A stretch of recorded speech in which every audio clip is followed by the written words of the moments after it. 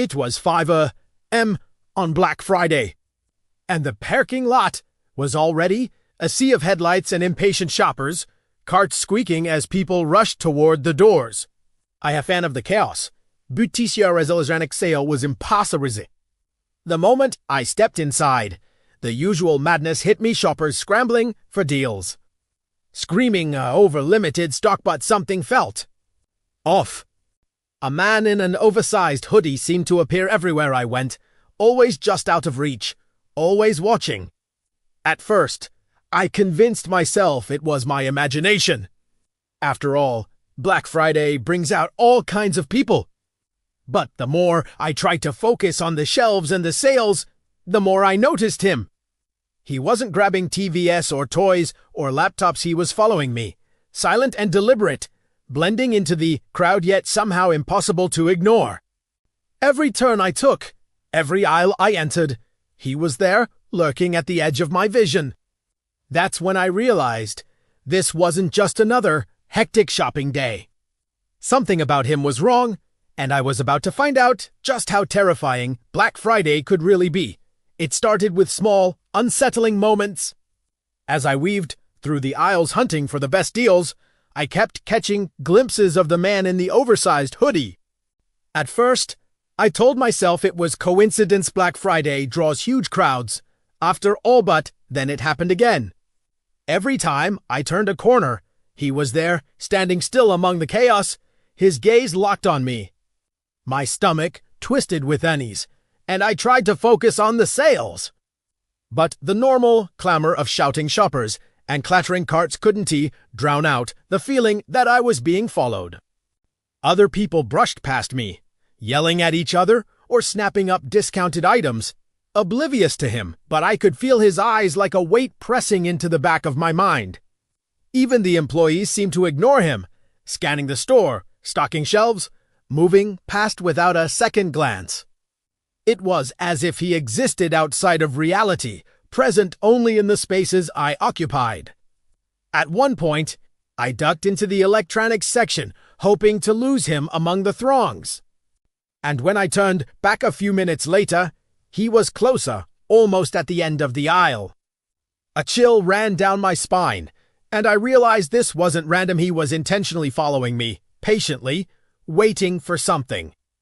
The ordinary chaos of Black Friday suddenly felt like a trap, and I understood that I wasn't just shopping, I was being hunted. By mid-morning, the store's frenzy had reached a fever pitch. People were screaming over limited stock, carts collided, and shelves were bare in minutes. But all I could focus on was him. The man in the hoodie appeared closer now, his steps deliberate, never hurried. Blending with the crowd yet undeniably aware of my every movement. I tried to move faster, weaving through the shoppers, but he mirrored my turns, always one step behind, his presence like a shadow that refused to dissipate. When I stopped near a display of discounted headphones, I felt it, a cold brush on my shoulder. My heart leapt, and I spun around. Nobody was there. The crowd pressed past me in all directions, and for a moment I thought I had imagined it. But then, in the corner of my eye, he reappeared, closer than ever, his hooded face pale and expressionless. I clutched my cart and started toward the checkout, hoping to escape, but the chaos of Black Friday suddenly felt suffocating. Shoppers screamed over deals, carts collided, and the air smelled of sweat and fear, yet he moved with unnatural calm, his attention focused entirely on me. Panic my chest, and a realization that she is more interested was in me, and there was nowhere in the store to hide.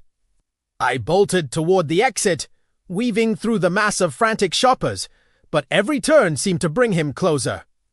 I ducked behind a display of discounted TVS, holding my breath, watching as he paused, scanning the aisles slowly, deliberately. His movements were unnerving, precise, like a predator tracking its prey. I thought of running to the parking lot, but the aisles twisted in ways that seemed impossible, like the store itself had shifted to trap me. My cart toppled over, spilling items across the floor, and as I knelt to pick them up, I felt it again, a cold, heavy touch brushing my arm. I whipped around, empty aisle. My chest heaved, heart racing so fast it hurt. The sound of his presence seemed to grow louder in my mind, even as the store's normal Black Friday clamor continued around me. Sweat streamed down my face as I realized the terrifying truth. This wasn't just some creepy shopper, it was someone with intent. Someone who had been waiting for the perfect moment to strike. Every instinct screamed for me to escape. But the man's unwavering attention go anywhere. On déwul dunti let me leave. Finally, in a moment of desperate luck, a shopper bumped into him near the checkout, giving me a tiny window. I bolted, dodging carts and frantic shoppers, bursting through the exit doors into the icy morning air. I ran to my car, fumbling with the keys as panic clouded my mind. When I looked up, he was gone, vanished into the crowd as if he had never been there. My hands trembled as I locked the doors, chest heaving, realizing that the chaos of Black Friday had almost cost me far more than just sanity. Later, I discovered that a man matching his description had been arrested in a previous year for following and attacking shoppers during Black Friday sales, yet somehow he was free this year. The thought lingered gnawing at me.